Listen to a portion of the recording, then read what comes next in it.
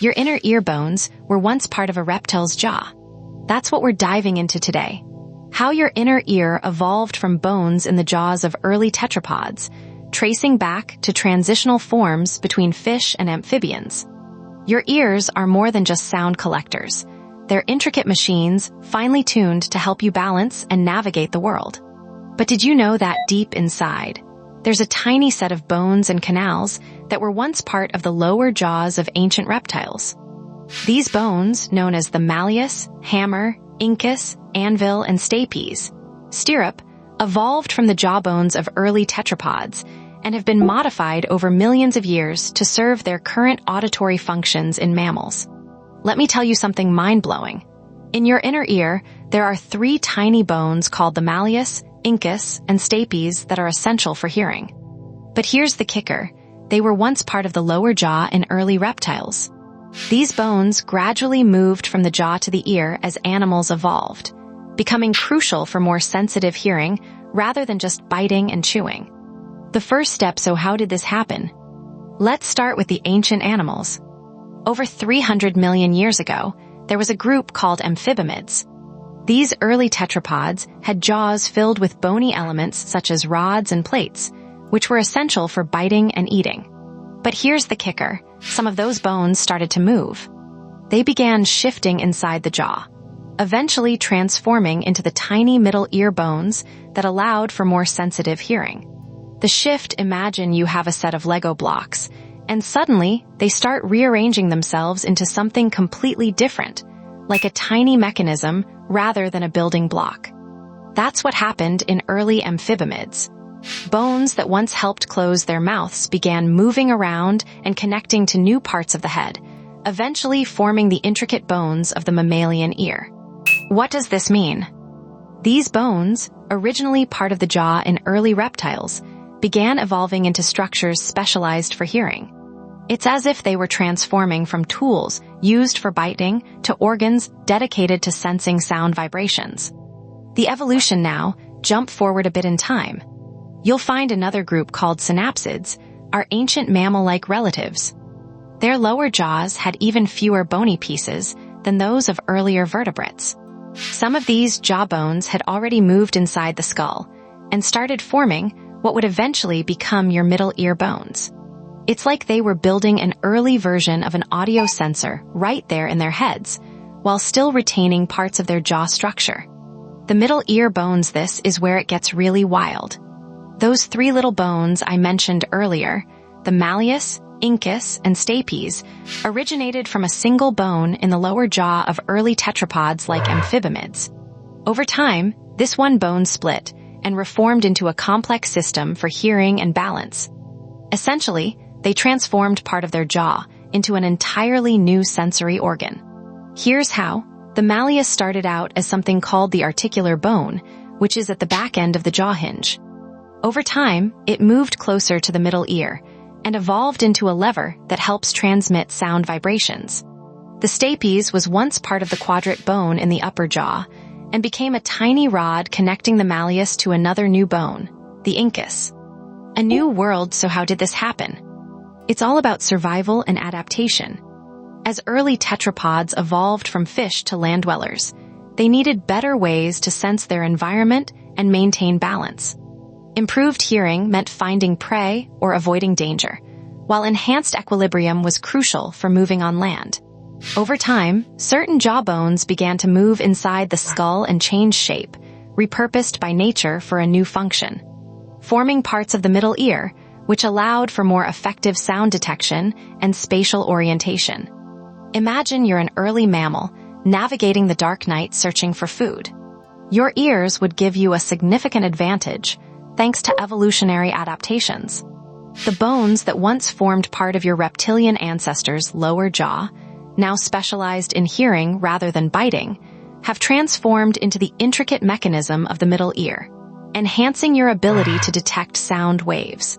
The inner ear, and then there's the cochlea, a spiraled tube filled with fluid and lined with hair cells that detect vibrations. It's one of the most intricate organs in your body, capable of distinguishing between thousands of different sounds. But guess what?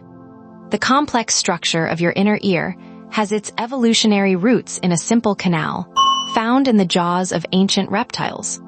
This canal was part of a sensory system called the lateral line organ in early vertebrates, and later evolved into the intricate hearing apparatus we have today.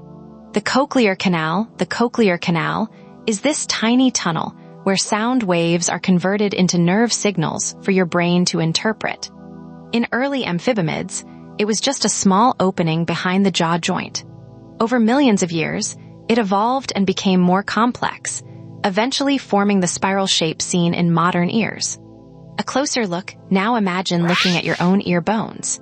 Those little malleus, incus, and stapes are like relics from an ancient world, right inside you. They're a direct link to animals that lived hundreds of millions of years ago, long before humans ever walked on Earth.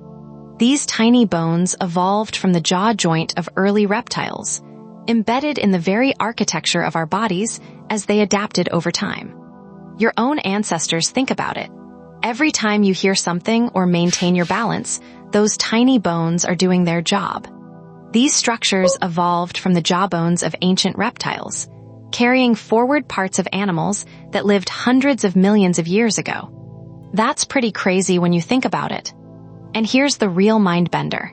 If we go back even further, to a time before amphibimids and synapsids, there were fish-like creatures with gills and tails. These ancient creatures had bones in their jaws too. But those jawbones didn't just stay put, they kept evolving. Each generation made small changes that eventually led to your ears today. The macro loop, so what's the big question we're answering here? How did a small reptilian jawbone evolve into something as complex and crucial as our inner ear? The answer lies in evolution, slow, gradual changes over millions of years. Nature found ways to repurpose old structures into new organs, giving animals a survival advantage. For example, the tiny bones once part of the reptilian jaw evolved into the delicate ossicles that form our inner ear today. Conclusion, think about that next time you hear a sound or feel yourself standing straight. You're experiencing the legacy of ancient fish and reptiles, all crammed into one tiny corner of your head, doing incredible things we still don't fully understand. So your ears are not just organs, they're a living history book written in bone. And every time you use them, you're connecting to the past in ways that are nothing short of miraculous. Imagine this. Those tiny bones in your ear, the ones you can't see but feel when you touch behind it, are actually ancient jawbones that once helped an early reptile capture its prey millions of years ago. Let's zoom back in time, way before the dinosaurs even walked the earth. Around 350 million years ago, fish had simple jaws with just one bone. As life became more complex and diverse, so did these bones. Over millions of years, that single jawbone evolved into 3 distinct parts. The first part remained to help open and close the mouth, but the other 2 migrated inward, eventually transforming into tiny bones in the inner ear of vertebrates. One of those migrating bones ended up nestled deep inside your head, where it became the stapes, the stirrup-shaped bone you might know as one of the smallest in your body. This tiny bone connects directly to your eardrum, vibrating with every sound that reaches it. Its original purpose was much simpler, helping an ancient fish or early tetrapod open and close its mouth. Now, imagine trying to explain this transition to someone who only knows what their ears look like today. They'd probably think you're talking about science fiction. Yet here we're, with evidence of these evolutionary changes all around us. The other 2 bones that once helped open the jaws in reptiles, now part of your middle ear, are the incus and malleus. Incus means anvil in Latin because it looks like one, and malleus translates to hammer, describing its shape. These 3 tiny bones are a testament to nature's ingenuity. They remind us that evolution repurposes existing structures rather than creating everything anew. The stapes, malleus, and incus might seem small, but they play a massive role in your ability to hear the world around you. Think about it. This intricate system of bones didn't just happen overnight.